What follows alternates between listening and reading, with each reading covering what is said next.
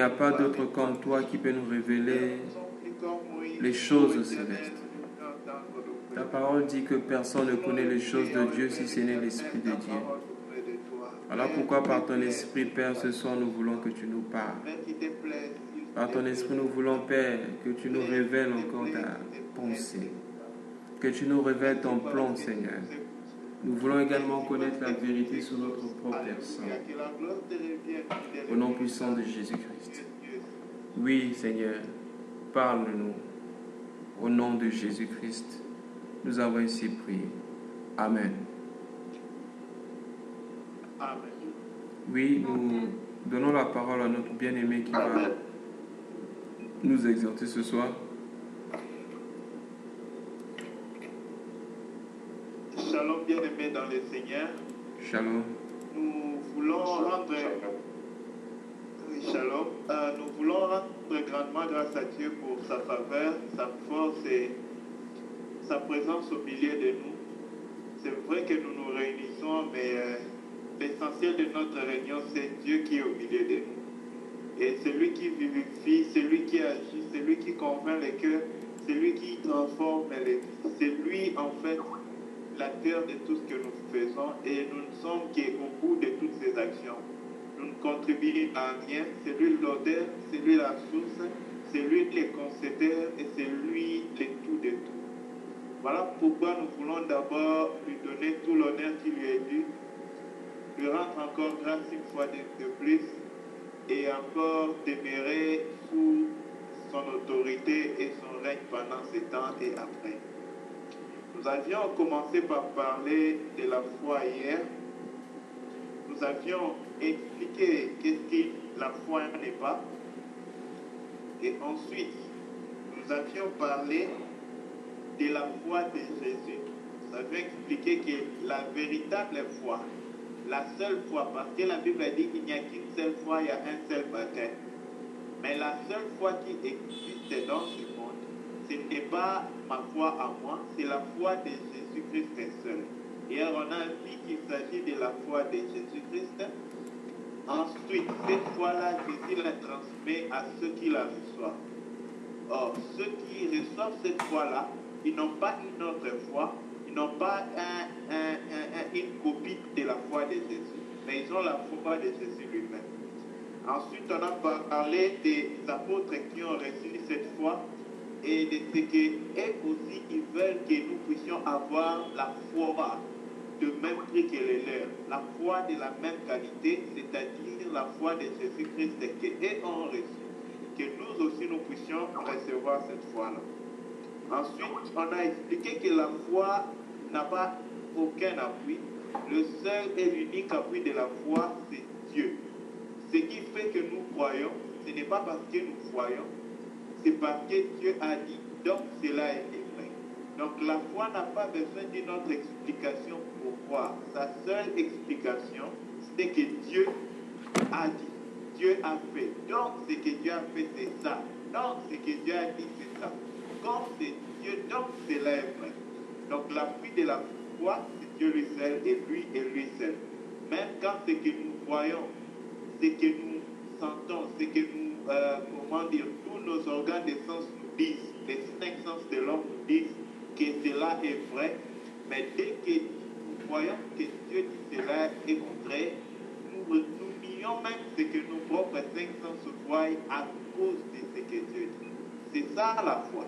La foi, voilà pourquoi nous allons voir que dans plusieurs versets dans la Bible, on dit de ne pas nous appuyer sur notre raisonnement. On dit qu'on ne marche pas selon la vue, mais selon la foi. Or, la foi est une vue aussi, mais c'est la vue de Dieu lui-même. C'est la manière dont Dieu voit les choses, c'est la manière dont Dieu conçoit les choses, c'est la manière dont Dieu apprend les choses. Cette manière de voir à la même manière que Dieu là, c'est ça la foi de Jésus-Christ. Et toute sa vie sur la terre, il ne faisait que faire les choses comme Dieu le voit. Si pour les hommes, il était important de pouvoir porter plusieurs vêtements. Bien aimé, Jésus a porté un seul vêtement et c'était un seul une tunique unique. Et il se suffisait de ça. Il n'avait ni maison sur la terre, mais il a vécu pendant 33 ans et il était heureux. Il a habité dans la maison de Marie et de Joseph jusqu'à ce que Dieu l'a appelé. Pendant 3 ans et demi, il n'avait aucun domicile. Mais il était l'homme le plus heureux qui puisse exister sur la terre, parce qu'il voyait toutes choses comme le Père le voyait. Tout ce qui était dans sa vie, il voyait ça comme Dieu lui-même le voit. Voilà pourquoi il nous faut la foi, bien-aimée, pour voir les choses comme Dieu voit. Ainsi, nous pourrons aborder les choses comme Dieu voit. Ensuite, on a expliqué que c'est Christ qui doit susciter la foi à un homme. Donc, si Christ ne suscite la foi, il est impossible à un homme d'avoir la foi. Parce que la foi est nulle part, sinon en Christ lui seul. Mais maintenant, quand Christ injecte la foi, il suscite la foi dans un homme, c'est alors que la même foi de Jésus entre dans cet homme-là et commence à vivre dans cet homme.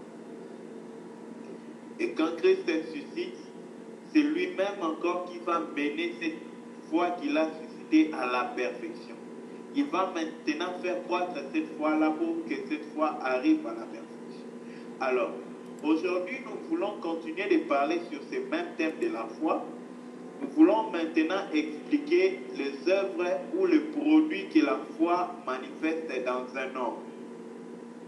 Or, d'abord, bien aimé, il nous convient de savoir que Dieu n'a pas besoin de croire parce qu'il est Dieu. La foi, ce n'est pas pour Dieu, la foi, c'est pour nous.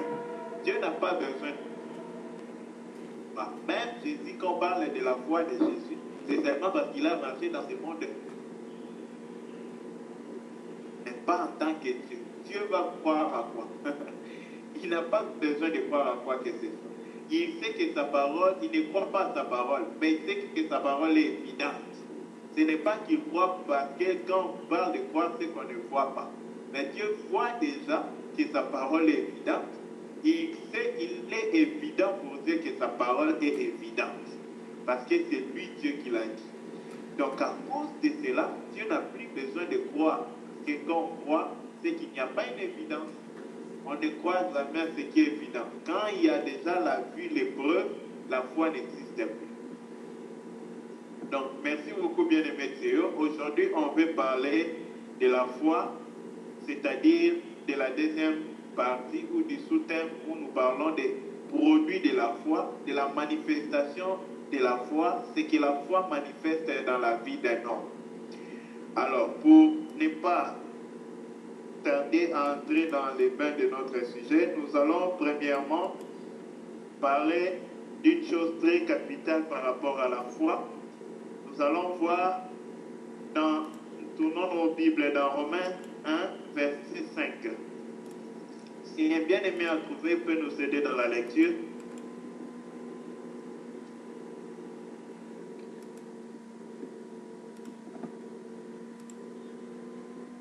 Romains 1, verset 5. Je vais lire au nom de Jésus-Christ. Oui, okay. Allez-y s'il vous plaît.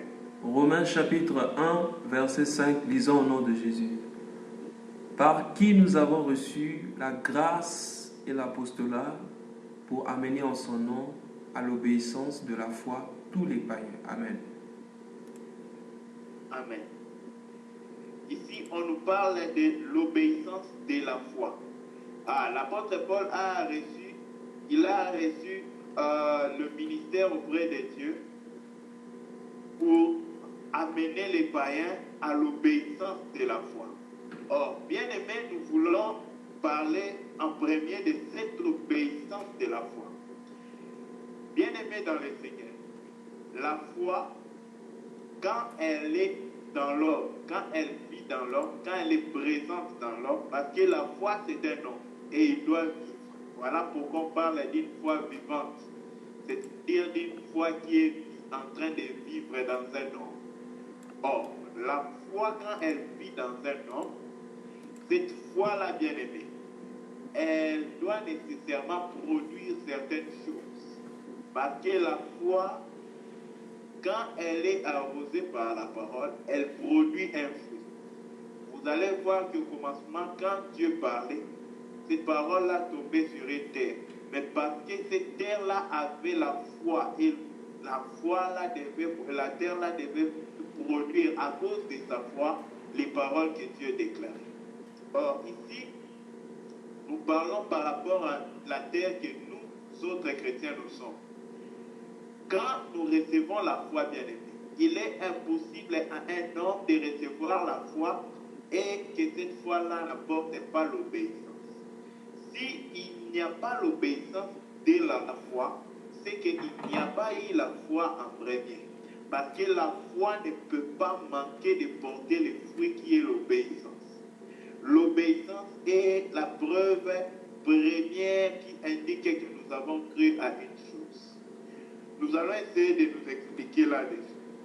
Bien-aimé, qu'est-ce qui peut faire que moi, je croie, que je fasse par exemple, que j'aille au boulot, même s'il fait chaud comment, dès qu'il est l'heure du boulot ici, je descends.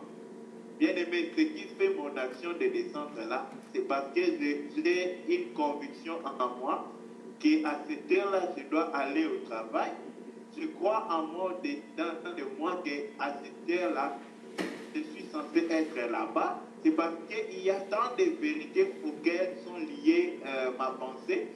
Ces vérités-là sont tellement claires et certaines en moi. C'est ce qui fait que je ne peux pas rester ici à la maison quand l'heure du boulot est arrivée. Je pars à l'immédiat. Pourquoi? Parce que je suis tellement convaincu que c'est l'heure de partir au boulot. Prends ta propre vie, regarde tout ce que tu fais trivialement. Quand tu as faim, tu vas manger directement. Pourquoi tu obéis à ce que le corps te dit? Parce que tu sais, il y a une vérité dans ta manière de voir les choses, dans ta manière de faire les choses, dans ta pensée interne, qui est déjà que quand c'est A, l'action apportée, c'est B. Maintenant, cette vérité-là est une conviction en toi. Ça te dit que quand c'est ça, il faut faire ça. Et bien aimé, quand maintenant nous recevons la foi, cette foi-là ne peut pas manquer de porter l'œuvre à laquelle nous avons à déclarer ou appuyer notre conviction dessus. C'est-à-dire lorsque nous entendons la parole, quand nous disons Amen par exemple, c'est-à-dire que nous faisons appuyer nos vies sur cette parole-là. Nous faisons appuyer notre confession sur cette parole-là. Maintenant, il faut que cette parole-là soit aussi notre appui, pas pendant la main de nos lèvres, mais après et à tout le temps après notre Amen. C'est-à-dire, on doit réellement montrer que non, cette parole-là qu'on a dit là, c'est vrai. Donc, dire Amen en d'autres mots ou en d'autres mots extrêmes, c'est-à-dire cette chose-là est vraie dans ma vie. Elle sera vraie dans ma vie. Or, l'obéissance de la foi, bien-aimée, quand quelqu'un reçoit la foi, c'est cette foi-là maintenant parce qu'il est convaincu, il est rassuré au-dedans de lui que cela est ce qui a été dit, cela est comme cela, comme ça a été dit. Maintenant, moi, je vais obéir à ça parce que cela a été dit ainsi. Il n'attend pas une autre preuve, une autre explication, une autre raison pour obéir. Mais premièrement, parce que Dieu a dit. Même si je vois qu'obéir, cela est contraire à ce que moi je vois devant mes yeux, mais parce que Dieu l'a dit, moi je vais obéir, je vais faire ce que Dieu a dit. Donc quand quelqu'un a la foi bien-aimée, il obéit obligatoirement. Quelqu'un ne peut pas avoir la foi et manquer d'obéir. Nous allons voir ces choses premièrement avec Abraham. La Bible nous parle de la foi d'Abraham. Rentrons un peu dans Genèse avant même de voir ce que Paul nous dit. Prenons Genèse 12.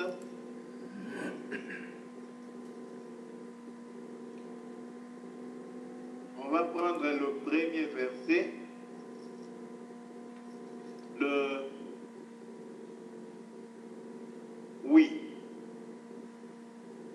Premier au 4e verset.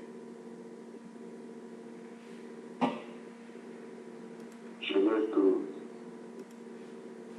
L'Éternel dit à Abraham, va-t'en de ton pays, de ta patrie, et de la maison de ton Père, dans le pays que je te montrerai. Je ferai de toi une grande nation, et je te bénirai. Je rendrai ton nom grand, et tu seras une source de bénédiction. Je bénirai et je maudirai ceux qui te maudiront. Et Amen. Et tout de la terre, on l'Éternel de Dieu l'a dit, et l'on partit à la nuit. C'était un jeu qui était en de charge. Amen.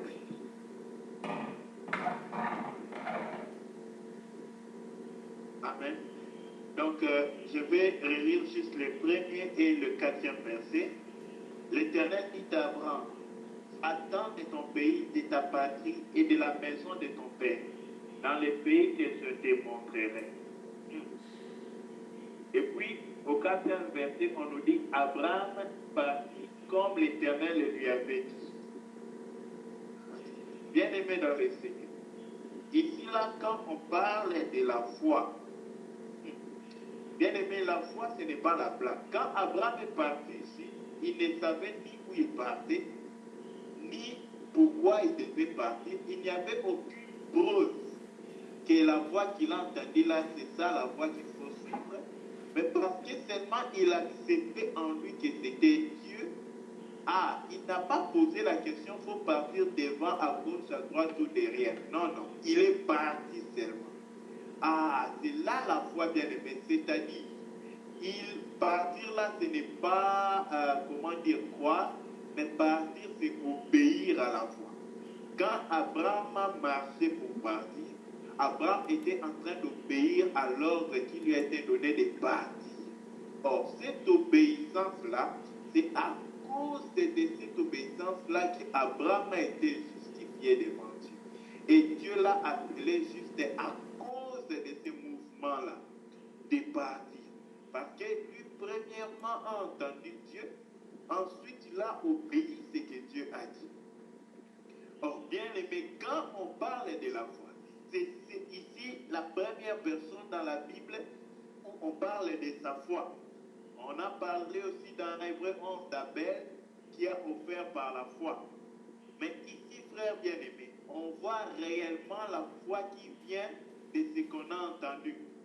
Or, ici, on voit clairement que Dieu a parlé à Abraham et Abraham a écouté Dieu. Ensuite, Abraham a obéi la voix de Dieu telle que Dieu lui a dit. C'est ça la foi.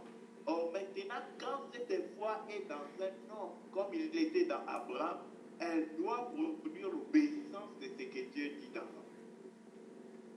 Abraham n'a pas réfléchi. Abraham n'avait aucune preuve. Il n'avait aucune chose qui pouvait lui dire c'est ça ou c'est pas ça. Mais parce que Dieu a dit, Abraham est parti. Or, bien aimé, c'est ça l'obéissance que nous devons avoir par rapport à la parole de Dieu. La seule garantie qu'on doit nous demander nous-mêmes, quelle est ma garantie pour partir? Sur quoi je vais vraiment, si demain il y a A ou B, quel serait mon appui? Bien aimé, la foi n'a qu'une seule garantie. Quand nous obéissons à Dieu, c'est avec une seule garantie. Notre garantie, c'est Dieu lui-même. Ce n'est pas ce que nous voyons, ce n'est pas ce qui va nous arriver, ce n'est pas ce qui sera bon selon nos yeux ou pas, mais Dieu est notre garantie dans tout ce qu'il nous a dit. C'est lui et nous croyons à cause de sa foi, à cause de celui que lui est. Lui qui ne peut ni tromper ni se tromper. À cause de là, nous appuyons sur lui et nous obéissons parce que nous savons premièrement que Dieu, ce qu'il dit, c'est ça ce qui est. C'est ça le véritable et c'est ça ce qui est vrai. Même si quand nous voyons que ce que Dieu nous dit est faux, nous voyons parce qu'il y a des moments comme ça dans la vie où tu vois ce que tu vois, tu dis non, non. Ici peut-être Dieu n'a pas bien vu. Parce que quand Jésus disait Marthe, faut croire. Marthe a dit à Jésus, si tu étais venu bien avant, il ne serait pas mort. Mais maintenant, il est déjà mort. Jésus lui dit encore, Marthe, si tu crois, tu verras la gloire. Bien aimé, Dieu, il ne dit pas les choses qui sont claires à voir. Il dit les choses comme lui, il voit. mais il veut que toi, tu acceptes ce que lui voit. C'est comme tu marches avec quelqu'un qui te dit, moi j'ai des millions. Tu lui dis, non, moi, toi, tu parais pauvre.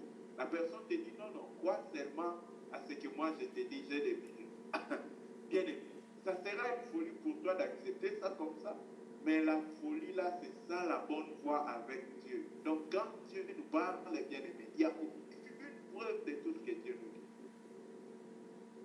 Mais Dieu veut qu'on le croie tel qu'il est là, dans l'aveuglement, dans le noir, qu'on l'accepte, là où on ne voit aucune preuve, aucune assurance. Mais nous, on est assurés. Cette assurance qui s'appuie sur rien de visible et n'a que Dieu pour assurance, n'a que Dieu pour garantie. Ah, c'est ça la foi véritable. Et cette foi-là doit produire l'obéissance. Vous savez, bien aimé, comme on connaît que nos parents nous aiment, c'est quand on est devenu grand qu'on comprend souvent, quand le vieux dit, ne fais pas ceci, nous on obéit. Quand il dit, fais ceci, on obéit. Qu'est-ce qui fasse qu'on obéisse aujourd'hui quand on a grandi? On a compris que tout ce que papa disait, c'était pour mon bien. S'il ne m'avait pas châtié, corrigé, je ne serais pas le bon garçon que je suis aujourd'hui. Mais quand on était enfant, tout ce que papa disait était comme une haine pour nous. On disait, ah, il ne m'aime pas, il ne veut pas que je sois à l'aise, il ne veut pas ma liberté, il ne veut pas ceci. Non, bien aimé, c'est parce qu'on était enfant, premièrement, on ne comprenait pas l'amour de papa pour nous. C'est pourquoi on craignait certains ordres de papa. Or, bien aimé, le papa dont on parle ici, c'est lui qu'on doit obéir. Ce papa-là, il parle d'abord d'un cœur rempli d'amour. Donc le cœur de Dieu pour nous est un cœur débordé d'amour, est un cœur rempli d'amour. Ce cœur-là, tout ce que Dieu dit, je ne parle pas des bénédictions que Dieu promet, je parle de tous les commandements d'abord que Jésus-Christ nous donne comme loi, comme commandement. Tous ces commandements-là ne sont pas pour le bien de Dieu, c'est pour le bien de l'homme. C'est la première des choses qu'il faut retenir dans l'obéissance. Bien aimé, toute la loi que Dieu donne à l'homme vient d'un cœur du Dieu vivant, plein d'amour pour l'homme. Pas pour faire du bien à Dieu, mais pour faire du bien à l'homme. Primo, il faut qu'on n'oublie pas, frère, que Dieu est suffi.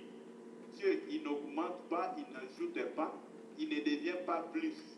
Mais quand Dieu parle à un homme, ce n'est pas pour Dieu, c'est pour l'homme. Dieu ne va pas devenir plus Dieu si nous on l'entend ou on fait. Il est Dieu. Il ne va pas augmenter ni diminuer. Mais bien aimé, il parle par amour pour l'homme, pour le bien de l'homme. Quand Dieu dit à un homme, ne vole pas, ce n'est pas pour le bien de Dieu, c'est pour le bien de l'homme. Voilà pourquoi, bien aimé, quand d'abord on reconnaît que la loi n'est pas un fardeau, mais c'est une expression d'amour de Dieu pour nous. Ah, bien aimé, il deviendra ensuite facile pour nous de l'obéir. Il nous convient d'abord de regarder Dieu et de prendre ce qui sort de lui dans cette position-là. Dieu le dit par amour pour notre bien. Quand Dieu me dit, ah, jeune frère, évite de convoiter une fille, ce n'est pas pour le bien de Dieu, c'est pour mon bien à moi. Parce que Dieu connaît la conséquence de la convoitise de l'homme. Mais il veut m'épargner de cette conséquence-là. Mais des fois, nous pensons, comme nous étions aussi enfants, nous pensions que nous comprenons les choses mieux que nos parents. Quand ils disent, on pense qu'ils ne nous aiment pas et nous nous aimons nous-mêmes bien. Voilà pourquoi nous voulions faire comme nous pensions que cela était bon. Mais aujourd'hui, frère, ces mêmes réalités qu'on a connues humainement comme ça par rapport à nos pères, nous savons aujourd'hui que nos pères nous aimaient dans tout ce qu'ils disaient de dur, de difficile. Or, Dieu bien aimé, si nos pères nous aimaient, Dieu fait qu'il faut écrire les aimer là de Dieu avec des lettres capitales qui vont de la terre jusqu'au ciel. Parce que l'amour de Dieu, il n'y a aucun amour qui peut même approcher les pieds de cet amour de Dieu. Bien aimé dans les Seigneurs, c'est pour nous dire que toute la loi de Dieu est l'expression de l'amour de Dieu pour l'homme dans le souci du bien-être de l'homme. convient d'aimer la loi de Dieu d'abord, de faire de cette loi-là notre bonheur, de soupirer après cette loi-là, de l'aimer. Et ainsi, quand nous allons croire à cela, bien aimé, nous n'allons pas croire à cela comme un fardeau. Voilà pourquoi les gens qui ont aimé la loi de Dieu, ils n'ont pas pris la loi de Dieu comme un fardeau. Jean dit, nous connaissons les commandements de Dieu et nous connaissons que ces commandements n'est pas un fardeau. Si la loi de Dieu est un fardeau pour un homme, bien aimé, c'est qu'il n'est pas sous la grâce. C'est qu'il n'a pas reçu l'amour de la justice, de la foi, l'amour de la vérité pour être sauvé. C'est que la personne n'a pas encore eu la foi qui produit l'obéissance ou l'obéissance de la foi. Bien-aimés dans le Seigneur, il faut que dans nos vies, l'obéissance soit parfaitement faite. Qu'est-ce qu'il pouvait faire qu'Abraham bouge? Abraham avait cru que ce que Dieu a dit est vrai, que ce que Dieu a dit est fermement vrai. Peu importe comment ça sera, c'est parce que Dieu a dit, moi je vais pas. Et c'est dans ça que Dieu nous appelle. Bien aimé, tout ce que nous faisons, nous pratiquons comme ça là. C'est lié à une conviction que nous avons intérieurement. Il y a des choses qu'on dit, fais comme ça. Tu dis, non, non, on doit faire comme ça. Pourquoi tu es sûr qu'il faut faire comme ça? Ah, tu as une conviction interne. Mais lorsque nous sommes convaincus de l'amour de Dieu, or la foi se repose sur l'amour de Dieu aussi. Lorsque nous sommes convaincus que Dieu nous aime, ah, nous allons obéir facilement à sa loi parce que nous savons que sa loi est un des projets du bonheur que Dieu a pour l'homme. Nous ne regarderons plus sa loi comme un fardeau, un embêtement de Dieu, mais plutôt comme une bénédiction, une expression du souci du cœur de Dieu de nous donner le bonheur qu'il a projeté, qu'il a planifié pour nous. C'est là, bien aimé, qu'il faut que notre obéissance tire sa source. En sachant que c'est par amour que Dieu me commande ceci. Et cette loi-là est pour mon bien. Bien aimé, il faut que nous maintenant, dans cette assurance de l'amour que Dieu a pour nous, nous puissions lui obéir en retour, parce que nous savons que ce qu'il nous demande, même des faciles, même des difficiles là, ce n'est pas pour le bien de Dieu, c'est pour mon bien à moi, c'est pour nous. Ensuite, bien aimé dans le Seigneur, il nous convient encore de voir, bien aimé, que tout ce que nous pouvons jouir, bien aimé, dépend de la manière dont nous acceptons ce que Dieu dit, dont nous en sommes convaincus. Or, nous allons essayer de voir un peu l'objectif, la pensée de Dieu dans l'obéissance. Parce que c'est l'obéissance qui accorde à l'homme la justice. Nous ne serons pas justifiés parce que nous entendons la parole. Loin de là, parce que plusieurs ont écouté la parole, mais ils ont été par contre condamnés. Si vous voulez un cas premier, c'est Adam. Adam a aussi écouté la parole comme nous. Mais la parole a produit la condamnation en lui. Mais bien aimé, lorsque nous écoutons la parole et que nous obéissons à cette parole-là, c'est là maintenant que cette même parole nous justifie. Voilà pourquoi nous allons prendre Romains 5, le verset 19. Je vais rapidement lire. Car, comme par l'obéissance d'un seul homme, beaucoup ont été rendus pécheurs, par la désobéissance d'un seul homme, beaucoup ont été rendus pécheurs, je m'excuse. De même, par l'obéissance d'un seul, beaucoup seront rendus justes. Ici, on parle de la justice. La justice, là, ne s'obtient pas par l'œuvre, mais par l'obéissance de la parole qu'on a crue. À cause de l'obéissance, on est déclaré juste. Bien aimé, prenons encore 2 Corinthiens 10, 5 à 6.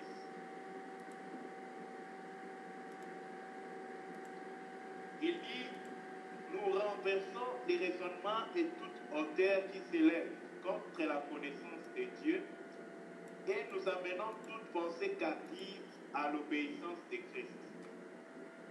nous sommes prêts aussi à punir toute désobéissance lorsque votre obéissance sera complète.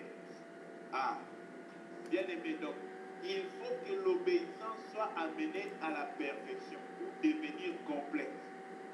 Or, lorsque notre obéissance sera devenue complète, c'est en ce moment-là que Dieu va punir la désobéissance du monde. Or, Dieu a le désir que notre obéissance arrive à la perfection.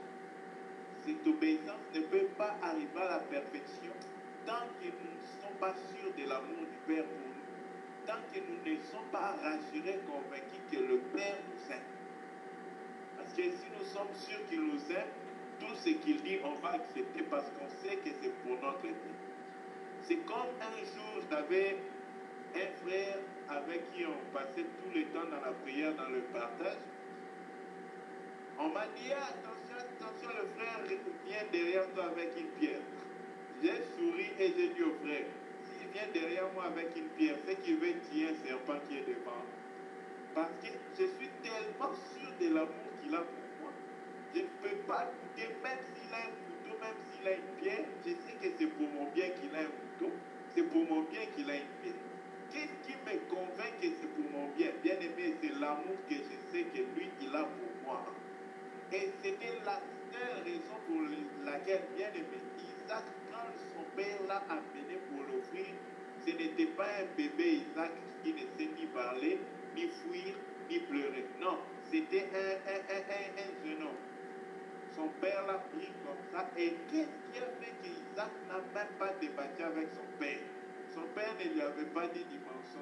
Il a demandé à son père où est le sacrifice. Je vois les bâtons, je vois tout. Mais où est le sacrifice?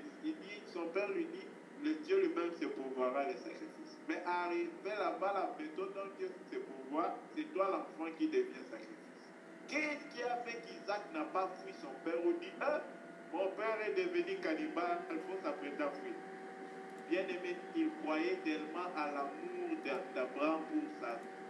C'est parce qu'il était convaincu de l'amour d'Abraham pour sa vie qu'Isaac ne pouvait pas s'enfuir parce qu'il croyait à l'amour d'Abraham. Donc ceci est pour nous dire que lorsque nous serons vraiment convaincus de l'amour de Dieu pour nous, notre obéissance va atteindre la perfection. Or, cette obéissance-là, elle atteint la perfection dans certains. Nous allons prendre d'abord la perfection de l'obéissance de Christ. Or, bien aimé, nous savons que celui qui était venu du ciel était Dieu. Il n'était pas un peu Dieu, il était tout Dieu. Et il était un homme. Mais nous allons voir comment Christ a perfectionné son obéissance. Prenons d'abord Hébreux 2, le verset 8. Philippiens 2, verset 8. Et ensuite Hébreux 5, 7 à 8. Si les bien-aimés peuvent nous aider dans la lecture. Lisons Philippiens 2, 5 à 8. 8. Philippiens 2, 8. Ok, Philippiens 2, 8. Il s'est humilié lui-même, se rendant obéissant jusqu'à la mort, même jusqu'à la mort de la croix. Amen. Amen. Ici, on nous parle de l'obéissance de Christ. Cette obéissance devait atteindre la perfection. Mais comment il a procédé pour cela? Ah, lui qui était Dieu. Oh, bien aimé, Dieu, je ne sais pas, on ne peut même pas dire que Dieu ne peut pas mourir. Parce que ce verbe mourir là ne s'applique pas pour Dieu. On ne peut même pas tenter de prononcer ça au négatif. Les verbes mourir s'appliquent pour des existences qui ont commencé. Pas pour l'éternel, pas pour l'éternité. Mais Dieu, parce que c'est lui qui était mort sur la croix bien-aimée, ce n'était pas seulement un homme, mais il était Dieu et il était homme, mais il s'est humilié jusqu'à la mort. Il s'est humilié, il a obéi même la mort, si vous voulez que je le dise ainsi. Il a obéi même la mort. C'est en cette obéissance même de la mort-là que Jésus a manifesté où il a atteint la perfection de l'obéissance. Or, il y a un témoignage qui est Hébreux 5, le verset 7 à 8 nous donne. Si un bien-aimé trouvé peut nous aider, s'il vous plaît. Lisons Hébreux 5, 7 à 8. C'est lui, dans les jours de sa chair, ayant présenté avec des grands cris et avec larmes, des prières et des supplications à celui qui pouvait le sauver de la mort. Et, ayant été exaucé à cause de sa piété, a appris, bien qu'il fût fils, l'obéissance par les choses qu'il a souffert. Amen. Amen. On nous parle ici comment Jésus-Christ a appris l'obéissance. Quand est-ce qu'il a appris l'obéissance? Il a appris l'obéissance pendant tous les jours de sa vie.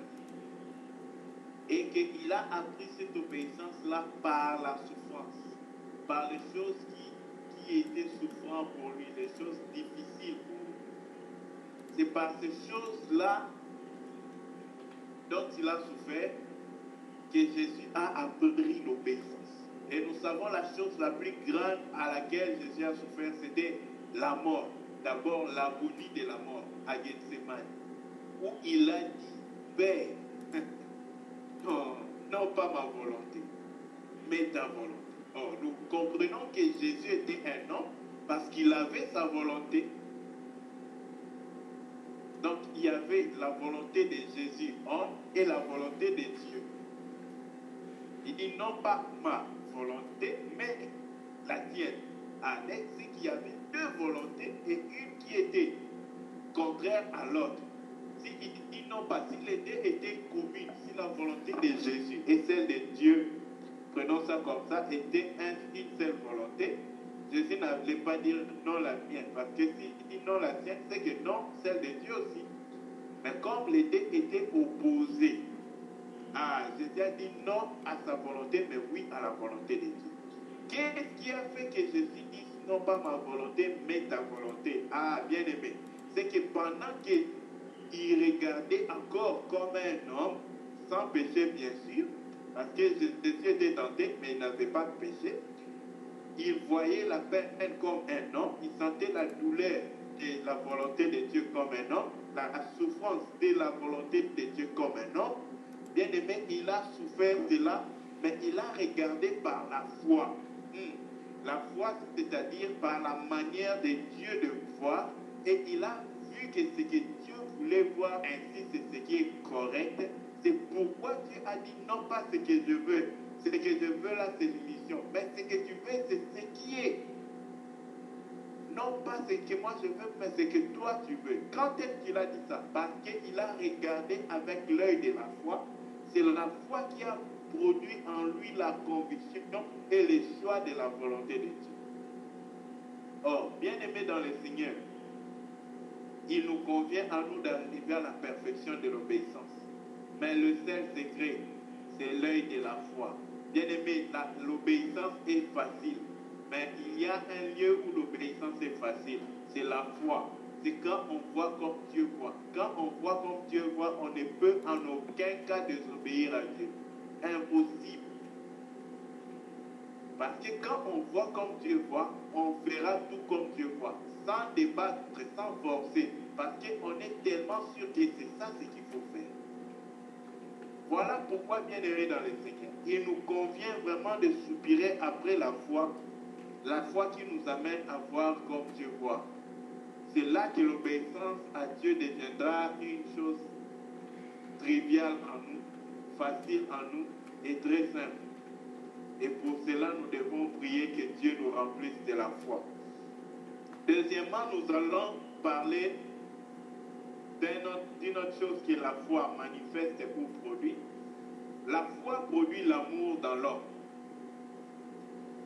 Nous allons prendre dans Galates, le chapitre 5, le verset 6.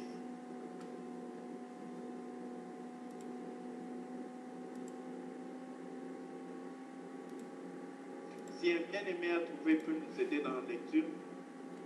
Lisons Galates chapitre 5, verset 6. Car en Jésus, ni la circoncision ni l'incirconcision n'a de valeur, mais la foi qui est agissante par la charité. Amen. Amen. Bien-aimé, la foi doit agir, mais comment? La foi là produit la charité. Elle manifeste, elle se révèle par la charité. C'est-à-dire, lorsqu'on voit la charité, on sait qu'il y a la foi. Or, la charité dont il parle là, ce n'est pas premièrement la charité envers un homme. C'est d'abord la charité ou l'amour envers Dieu. Or, ce qu'on veut dire par là, c'est quoi, frère? C'est-à-dire que la foi qui est agissante par l'amour, selon ma version ici, c'est que la foi produit l'amour dans l'homme. Parce que je crois en Dieu, ma foi en Dieu là, c'est ce qui maintenant manifeste en moi. Ce que ça produit en moi, c'est l'amour pour Dieu. Bien aimé dans le Seigneur, il est très très important pour nous d'aimer Dieu en retour. Mais qu'est-ce qui peut nous faciliter d'aimer Dieu? C'est lorsque nous croyons en Dieu et nous croyons en son amour. Cette même foi par laquelle nous recevons son amour, c'est par cette même foi-là que nous allons produire l'amour, ou que la foi va produire l'amour en nous pour Dieu. Or, quand nous manquons de manifester l'amour pour Dieu, bien-aimé, ce n'est pas à cause de Dieu, c'est parce que nous n'avons pas la foi. C'est-à-dire, nous ne croyons pas à l'amour de Dieu.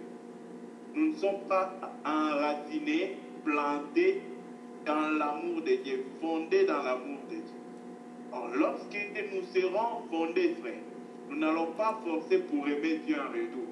Mais parce que nous avons goûté son amour, nous ne pourrons pas nous détourner. C'est là maintenant que nous allons l'aimer en retour. Or, bien aimé, pour l'aimer en retour, il nous convient d'avoir la foi. La foi qui va mettre en évidence l'amour de Dieu premièrement pour nous. Voilà pourquoi les apôtres vont dire que nous aimons parce qu'il nous a aimés les premiers. Lorsque nous sommes convaincus de l'amour de Dieu, nous l'aimons en retour parce que nous croyons de son amour. Voilà pourquoi il faut que la foi produise en nous. Bien aimé, l'amour pour Dieu. Il faut que la foi, nous vérifions que la foi se manifeste en nous par l'amour pour Dieu. C'est-à-dire parce que je crois en Dieu, parce que je crois en son amour, à moi de même, bien aimé, je vais l'aimer en retour. Or, le plus grand commandement que Dieu a donné à l'homme, c'était d'aimer Dieu par-dessus tout son cœur, toute son âme, tout son tout. Or, bien aimé dans le Seigneur, quand Dieu dit à l'homme d'aimer Dieu comme ça, là, ce n'est pas quelque chose d'amusant, frère. Aimer Dieu par-dessus tout son cœur, toute son âme, toutes ses forces, tout son être. Bien aimé, ce n'est que par la foi que cela est possible. Prenons d'abord une chose. Bien aimé, est-ce que vous savez que tout ce que nous recevons dans la prière, nous les recevons par la foi. Nous ne les recevons pas quand nous les voyons s'accomplir dans la vie courante comme ça, dans nos vies. Ce n'est pas là que nous les recevons, mais nous les recevons dans la foi. Voilà pourquoi hier j'ai essayé un peu de dire ça en passant. Il y a beaucoup de gens qui n'ont pas la foi, c'est pourquoi ils sont désagréables à Dieu. Or, quand on dit que sans la foi, il est impossible pour un homme d'être agréable à Dieu. C'est-à-dire quoi? Quand quelqu'un n'est pas agréable pour toi, frère, tu n'aimes pas voir son visage, tu ne sauras pas être en sa présence. C'est-à-dire, tu ne peux rien lui donner aussi. Et tu ne peux rien recevoir de lui parce qu'il est désagréable. Or, avec Dieu, c'est pareil. Si tu n'as pas la foi, ce n'est pas que Dieu ne t'aime pas, mais tu ne peux rien recevoir de lui, il ne peut rien recevoir de toi. Or, vous allez vous rendre compte que deux enfants nés d'Adam sont venus pour offrir à Dieu. Mais lorsqu'il fallait qu'ils offrissent à Dieu, bien aimé, un a offert, Dieu n'a pas agréé. Et l'autre a offert, Dieu a agréé. c'est seulement parce qu'un avait la foi qu'il pouvait donner à Dieu. L'autre, comme il n'avait pas la foi, quand même il donnait à Dieu, Dieu ne pouvait pas recevoir. Parce que Dieu ne reçoit que ce qui vient de la foi. Voilà pourquoi Dieu a agréé Abel. Si nous voyons dans Hébreu, on nous dit que c'est par la foi qu'Abel a donné. Les moyens avec lesquels Abel a donné à Dieu, c'était la foi. Ce n'était pas avec le main, mais c'était avec la foi. C'est pour nous dire qu'on peut donner à Dieu que par la foi et on peut recevoir de Dieu que par la foi.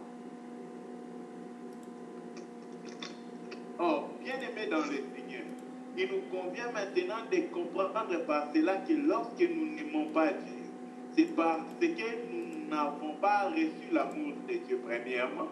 Et si nous n'avons pas reçu l'amour de Dieu, ce n'est pas parce que Dieu n'a pas manifesté cet amour, c'est parce que nous manquons la foi. Parce que sans la foi, nous ne pouvons rien recevoir de la part de Dieu. Nous avons vu dans Hébreu 4, on va le lire, c'est important.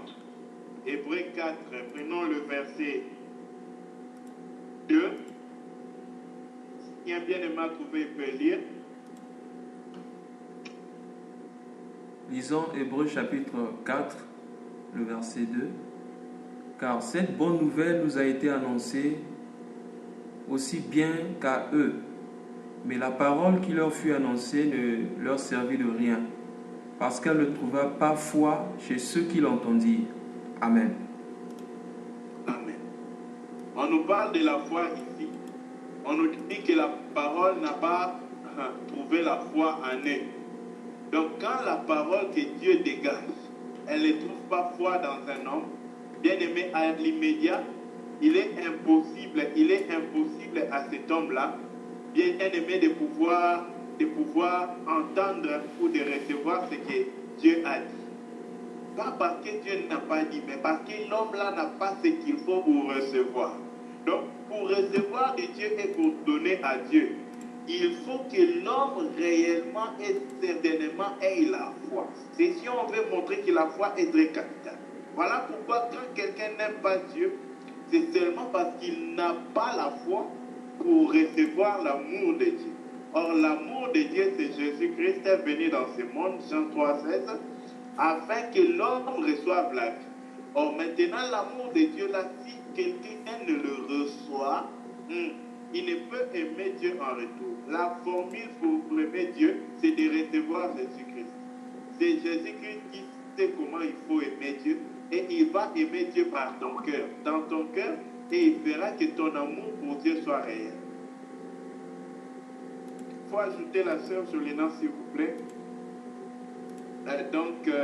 Nous réalisons que sans la foi, on ne peut pas aimer Dieu. Nous allons voir le prochain point. Il y a ensuite les œuvres justes des saints. Ah, ça c'est encore très important. Bien-aimés dans le Seigneur, en tant que chrétien dans ces temps de la fin, dans ces temps remplis de ténèbres, il nous convient séparer les œuvres justes des saints. Parce qu'aujourd'hui où nous parlons, frères, beaucoup de gens appellent toutes choses bonne œuvre. Voilà pourquoi je n'ai même pas voulu dire que la foi doit produire les bonnes œuvres dans l'homme. Non. La foi doit produire les œuvres justes des saints dans l'homme. Il y a une différence entre les bonnes œuvres et les œuvres justes des saints.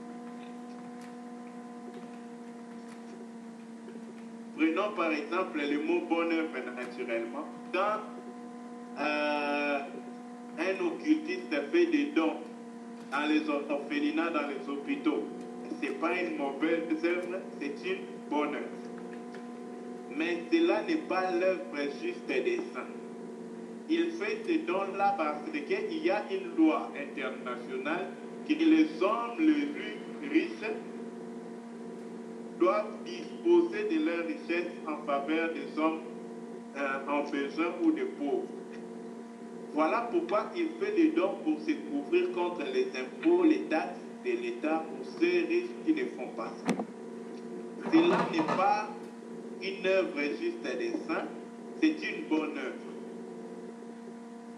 Bien aimé, quand par exemple, prenons un cas un peu amusant, pour ceux qui ne savent pas s'ils ont leurs histoires qu'ils racontent, sur nos pays par exemple, il y a des personnes, il paraît, qui transmettent la sorcellerie aux enfants par le beignet. C'est-à-dire, quand il donne à son enfant le beignet comme ça, la nuit, il vient prendre ton enfant pour voler. Ce sont des histoires un peu comme ça qu'on entend. Bon, nous-mêmes, n'ayant aucune preuve de cela, on ne veut pas ajouter foi à toutes les choses. Mais il donne le beignet comme un bon signe, si cela était vrai, c'est qu'il a donné les beignets comme preuve d'amour ou de bonne œuvre, mais l'intention et la nature de se donner les beignets là est mauvaise. C'est pour nous dire que toute œuvre qui sort comme ça n'est pas une bonne œuvre, même si elle est bonne à nos yeux. Voilà pourquoi, bien aimé, même pour juger les choses que nous voyons, il nous faut avoir la foi. Je ne parle pas de la foi d'attendre l'argent à Western Union. Je parle de la foi qui voit les choses comme Dieu le voit. Quand quelqu'un voit les choses comme Dieu le voit, Dieu ne va pas lui cacher. Si même il y a un acte qui passe normal pour tout le monde, si tu as les yeux de la foi, Dieu va te révéler que cela est anormal. Seulement si tu as la foi. Mais il faut que tu aies la foi. Bien aimé dans le Seigneur, c'est pour nous dire que toute œuvre qui passe pour être bon n'est pas une œuvre juste des saints. Prenons un peu Apocalypse 13, le verset 10.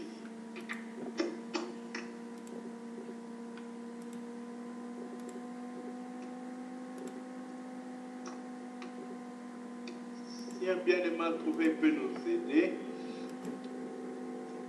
Lisons Apocalypse.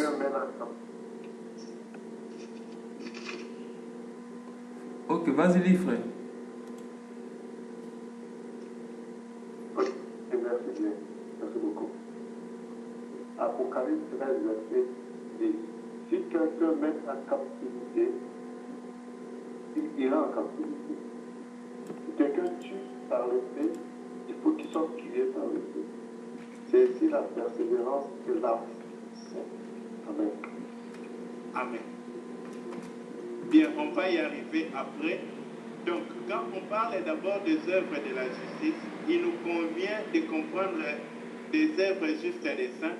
Il nous convient d'abord de comprendre que c'est une œuvre dont l'intention est sainte, c'est-à-dire l'intention sainte n'habite dans aucun homme. L'intention sainte est l'intention de Dieu lui-même qui peut se manifester dans un homme. Mais ce n'est pas que l'homme là est le contenant de ses intentions saines. Non, non. C'est Christ en lui qui est l'intention saine. Bien aimé, pourquoi j'insiste sur Christ dans l'homme à chaque fois? C'est pour nous dire, frère bien-aimé, que combien qu'on soit, qu'on paraisse, qu'on peut être bon, mais dès que Christ n'est plus en nous, il n'y a plus de bon en nous. Le bon en nous, c'est la raison, l'être du bien en nous, c'est Christ lui-même. Donc, quand Christ est ôté, tous les biens là sont partis de nous. Bien-aimé, quand une œuvre tire son intention de Christ, et puis elle est agie par Christ, et puis elle s'accomplit par Christ, c'est ça une œuvre juste des saints. Et ces œuvres justes des saints là, c'est le saint, c'est-à-dire Jésus-Christ, qui les fait dans l'homme, qui l'a initié dans l'homme, qui l'accomplit dans l'homme et qui l'achève dans l'homme. Il nous est très important de séparer toute œuvre de ces œuvres. Même quand on parle d'une œuvre morte, la seule chose qui explique l'œuvre morte, bien aimé, c'est une œuvre qui n'a pas commencé, dont Christ n'est pas l'auteur, parce que la vie, c'est Jésus. Donc quand Jésus n'est pas dans une œuvre, cette œuvre-là devient morte, parce que Jésus est la vie. Sans la vie, l'œuvre égale morte. Donc une œuvre morte, c'est une œuvre qui est dépourvue de Christ. Une œuvre en qui Christ n'est pas. Il n'est ni l'initiateur, ou sinon il n'est pas celui qui le fait, ou sinon il n'est pas celui qui le parachète. alors cette œuvre-là est une œuvre morte. Or, vous allez comprendre, bien aimé, il faut que Christ puisse être l'intention de toute chose. C'est-à-dire, quand nous pensons à quelque chose, il faut que nous puissions voir cela dans la foi. Or, dans la foi, nous voyons comme Dieu voit. C'est là où nous avons une communion de vue avec Dieu. Comme Dieu voit les choses, c'est comme ça aussi que nous les voyons. Comme Dieu voit les hommes, nous aussi nous les voyons de la même manière. Ah, c'est là-bas que nous pouvons maintenant voir et avoir l'intention de Christ en nous, parce que ce n'est plus nos yeux qui voient, c'est nous qui regardons, mais ce sont les yeux de Jésus-Christ en nous qui voient.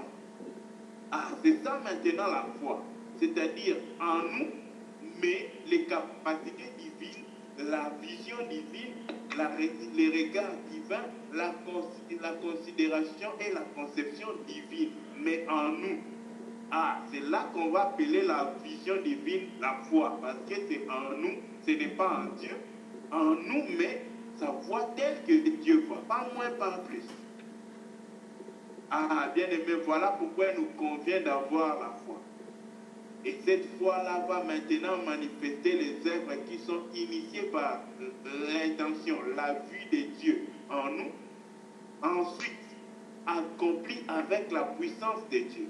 Or, lorsque les gens venaient parler à Jésus de l'œuvre de Dieu, parce que je ne peux pas trouver ce verset rapidement, Jésus va leur répondre que l'œuvre de Dieu, c'est que vous croyez à celui qui l'a envoyé. Ah, donc l'œuvre que Dieu fait, bien aimé, c'est la foi. Voilà pourquoi il faut que Dieu puisse labourer notre foi pour l'amener à la perfection. L'œuvre que Dieu fait, c'est que nous puissions croire à Christ. C'est ça l'œuvre de Dieu. Or, aujourd'hui, on parle trop de l'œuvre de Dieu. L'œuvre de Dieu, ce n'est pas seulement l'Église. C'est l'œuvre que Christ a fait dans le cœur de chacun de ceux qui croient, pour qu'ils reçoivent Christ davantage. Or, à chaque fois que nous écoutons la parole, c'est Christ qui est en train d'être parachevé en nous. Donc, l'œuvre de Christ est en train d'être accomplie, achevée, continuée, est en train d'être amené à la perfection en nous, afin qu'au jour de Christ, que nous soyons tels que lui est. Et c'est ça la foi, c'est ça l'œuvre. Merci. L'œuvre de Dieu, c'est que vous croyez en celui qui l'a envoyé. Et c'est cette œuvre que Dieu est en train de faire. Voilà pourquoi la foi est un miracle. Aucun homme ne peut produire ça, parce que c'est l'œuvre, ce n'est pas une œuvre de l'homme. La foi n'est pas un travail, un labeur de l'homme, mais la foi, c'est Dieu qui le fait dans l'homme. C'est l'œuvre de Dieu dans le cœur de l'homme pour que l'homme croie à Jésus-Christ. Donc, en parlant des œuvres justes des saints bien-aimés, il nous convient de réaliser, frère, que même les pharisiens portaient de bonnes œuvres. Or, quand Jésus est venu, il va dire que Jean-Baptiste est le plus grand de tous les prophètes. Mais celui qui entre dans le royaume des cieux est plus grand que Jean-Baptiste. Pourquoi est-ce que celui-là devient, Jean-Baptiste n'est pas plus grand que celui qui est dans le royaume des cieux? Seulement parce que celui-là a maintenant l'opportunité, à cause du Saint-Esprit reçu dans l'homme, celui-là a l'opportunité maintenant, la possibilité de pouvoir manifester les œuvres justes des saints et pas seulement les bonnes œuvres. C'est-à-dire Christ habitant dans celui-là, parce que Jean-Baptiste a seulement été baptisé par Jésus-Christ. Mais Jésus-Christ n'est pas entré dans Jean-Baptiste pour couler comme des sources d'eau qui mènent à la vie éternelle. Mais maintenant, celui qui reçoit Jésus et en qui Christ coule comme un fleuve, bien aimé, celui-là a le pouvoir de manifester maintenant, bien aimé, les œuvres que Christ lui seul fait, mais qu'il fait par celui-là.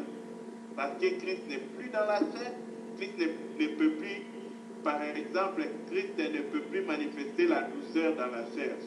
Son corps n'est plus. Mais il manifeste la douceur de Christ dans ma chair, dans ta chair, dans la chair de mon frère et ma soeur. Et enfin, pour finir, nous allons prendre Jacques, le chapitre 1, Et nous allons allier à cela, nous allons parler de la persévérance qui produit la foi. Jacques chapitre 1.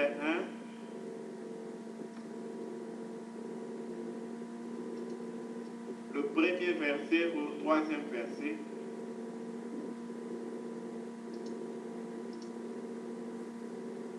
Non, prenons du troisième verset au septième verset.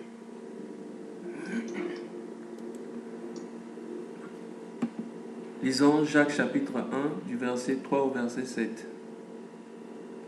Sachant que l'épreuve de votre foi produit la patience, mais il faut que la patience accomplisse parfaitement son œuvre, afin que vous soyez parfaits et accomplis sans faillir en rien. Si quelqu'un d'entre vous manque de sagesse, qu'il la demande à Dieu qui donne à tous simplement et sans reproche, et elle lui sera donnée. Verset 6. Mais qu'il la demande avec foi, sans douter. Car celui qui doute est semblable au flot de la mer, agité par le vent et poussé de côté et d'autre. Qu'un tel homme ne s'imagine pas qu'il recevra quelque chose du Seigneur. Amen. Amen. Donc, parlant ici de la foi, on nous dit que l'épreuve, c'est-à-dire quand on met la foi, on examine la foi. La foi manifeste une chose. Elle manifeste la patience. Or, quand on parle de la patience ici, bien aimé, cette patience-là est une patience qui demeure, qui persévère dans la foi, conformément à la foi. C'est une patience qui tient à la foi, qui insiste sur la foi. C'est-à-dire, je persévère, mais en patientant, en attendant, en espérant, en attendant voir la réponse de ma patience, la réponse de mon attente, pardon. Bien-aimés dans le Seigneur, c'est pour nous dire que la foi en nous doit produire la persévérance. Or, la persévérance se manifeste par la patience. C'est-à-dire, je suis là, j'attends, mais ce n'est pas que j'attends dans le vide, j'attends dans les temps. Parce que la patience est liée au temps. C'est-à-dire, je tiens toujours à cette promesse, j'attends, je verrai cette promesse s'accomplir, mais pendant que j'attends là, ces temps-là, c'est ça ce qu'on appelle la longueur de ma patience. Or, bien aimé, il faut que la foi produise en nous la persévérance. Or, dans Apocalypse, où nous avions lu précédemment, Apocalypse 13, le verset 10, on nous parle là-bas de la persévérance de la foi. Or, là-bas, nous voyons que, bien aimé, il y a des gens qui ont persévéré dans la foi. Et ce sont ces gens-là. Apocalypse 10, verset 13, je vais rapidement lire. Apocalypse 13, 10, il dit, si quelqu'un est destiné à la captivité, il ira à la captivité. Si quelqu'un tue par l'épée, il faut qu'il soit tué par l'épée. C'est ici la persévérance et la loi et la foi des saints. Persévérance, ensuite foi. Pourquoi il sépare les deux? Bien aimé, parce que la persévérance là, c'est un produit de la foi, mais ce n'est pas la foi. La foi doit manifester la persévérance. Or, quand Daniel parlait de la connaissance de Dieu, il dit, ceux du peuple qui connaîtront leur Dieu, ils agiront avec fermeté. Or, la fermeté dans la foi, bien aimée, c'est quelque chose que la foi manifeste et que la foi tient. Qu'est-ce qui tient la persévérance? C'est la foi. Bien aimé, c'est la foi qui manifeste la persévérance et qui tient la persévérance. Dès qu'on perd la foi, la persévérance disparaît. Cela nous indique que la foi produit la persévérance, mais en même temps, bien aimé, il faut que notre persévérance tienne. Jusqu'à quand nous devons demeurer fermes dans notre persévérance, bien-aimés.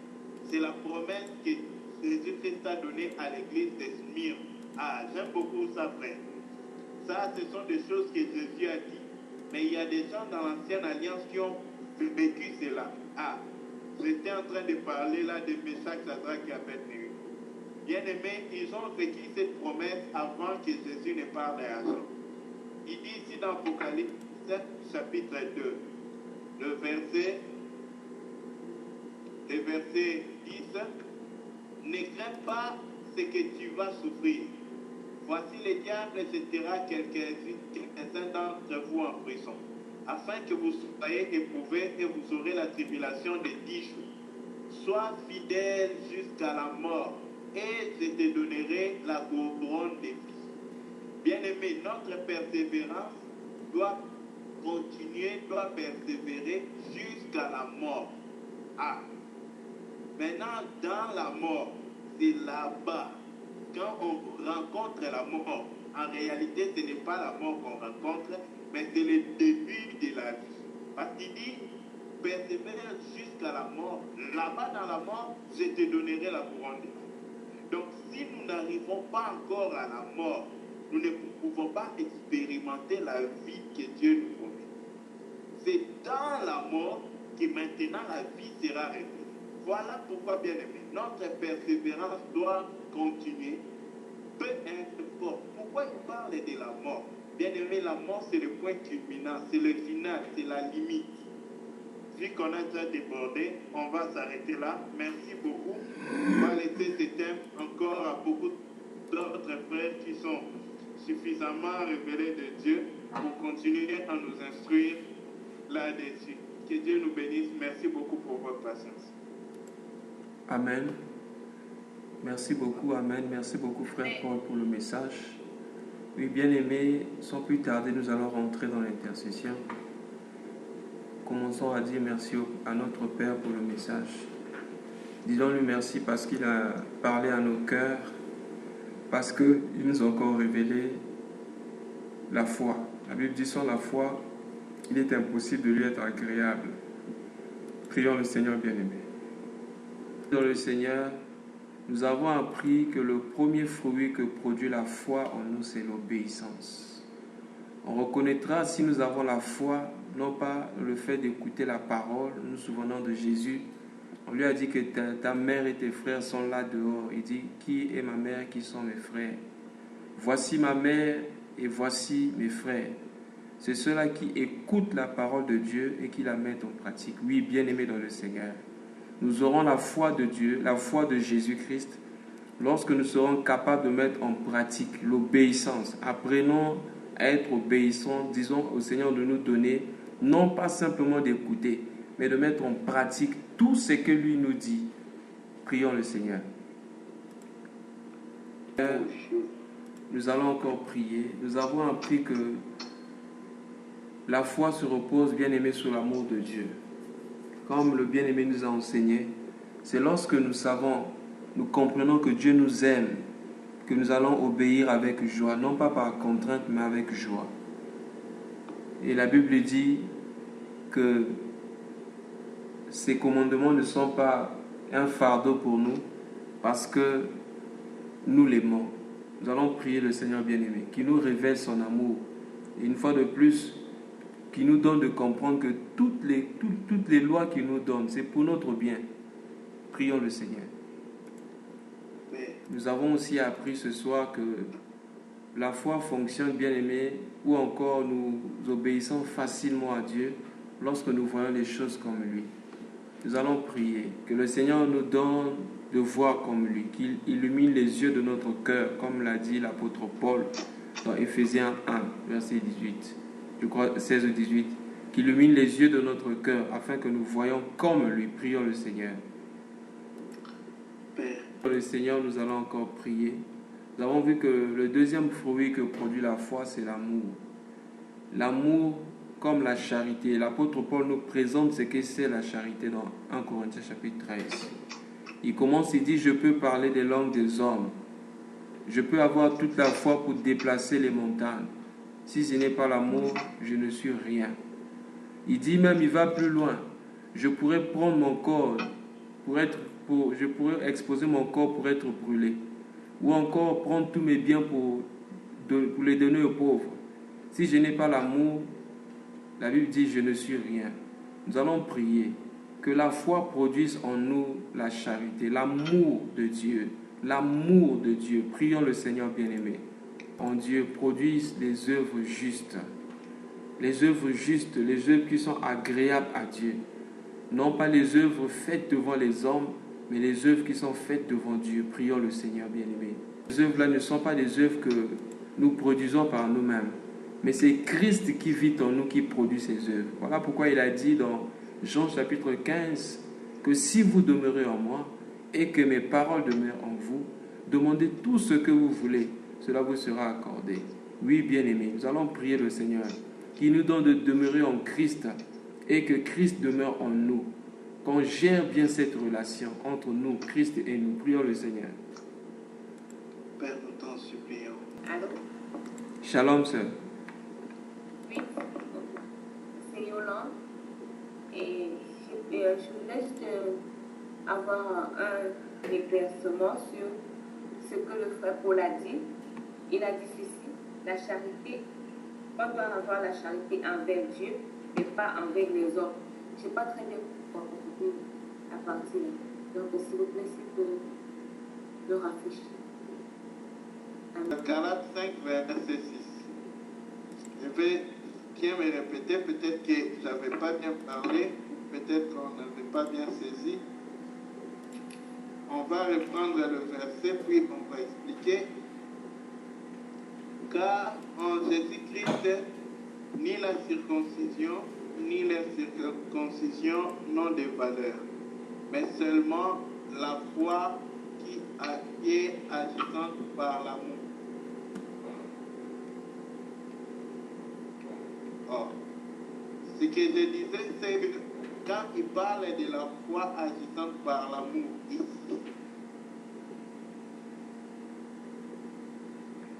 si on lit les versets précédents, j'aimerais même qu'on commence par 3, si on ne peut pas tout lire, et j'affirme encore une fois à tout homme qui se fait circoncire, qu'il est tenu de pratiquer toute la loi tout entière. Vous êtes séparés de Christ, vous tous qui cherchez la justification par la loi, vous êtes déchus de la grâce. Pour nous, c'est de la foi que nous attendons par l'Esprit, non, par l'Esprit, l'espérance de la justice. Donc, nous attendons la justice par la foi, la justice de la foi, par la foi et par l'Esprit. Donc, pour nous, la justice, nous l'obtenons par la foi, nous l'obtenons par l'Esprit. Ensuite, il va dire, car en Jésus-Christ, ce n'est ni la circoncision ni l'incirconcision, mais c'est la foi agissant par l'amour. C'est là maintenant que j'expliquais la foi agissant par l'amour pour d'abord stipuler qu'ici, l'angle dans lequel j'entends parler, c'était premièrement par rapport à l'amour de l'homme pour Dieu. Pourquoi? Parce que je parlais de la foi de celui qui croit en l'amour de Dieu et maintenant il doit aimer Dieu en retour. Sa foi en lui, en retour vers Dieu, consiste par le fait qu'il croit que Dieu l'a aimé. Ensuite, il aime Dieu en retour. Et je n'anéantis pas le fait que ces versets nous parlent aussi de l'amour envers nos frères. Si tu vois les versets qui suivent, qui indiquent aussi qu'il parlait de l'amour pour Dieu, dès qu'il finit de parler de la foi qui agit par l'amour, verset 7 dit, vous pourriez bien, qui vous a arrêté pour vous empêcher d'obéir à la vérité. Or, Jésus dit, celui qui m'aime, celui-là gardera mes commandements. Donc, nous comprenons que obéir à Christ, c'est une preuve de l'aimer. Et l'aimer en retour là, ce n'est que l'aimer parce que nous croyons qu'il nous a aimés en premier. Voilà pourquoi on a parlé de cela par rapport à l'amour pour Dieu. Mais cela n'anéantit pas que nous devons manifester la charité pour nos frères. Mais celui qui veut bien aimer son frère, il doit aimer son frère parce qu'il aime Dieu. Voilà pourquoi le premier commandement n'est pas aime d'abord ton frère Et ensuite, le deuxième est semblable au premier, aime aussi Dieu. Non, non. Aime d'abord Dieu. Si tu aimes Dieu, parce que tu aimes Dieu, tu es obligé d'aimer ton frère. Il est impossible d'aimer Dieu sans aimer son frère. Donc quand tu aimes Dieu, tu vas aimer ton frère. Ça sera une conclusion pour ce qui s'ensuit. Ça sera trivial. Parce que tu aimes Dieu, tu vas aimer ton frère. Donc celui qui aime Dieu aime son frère aussi ensuite.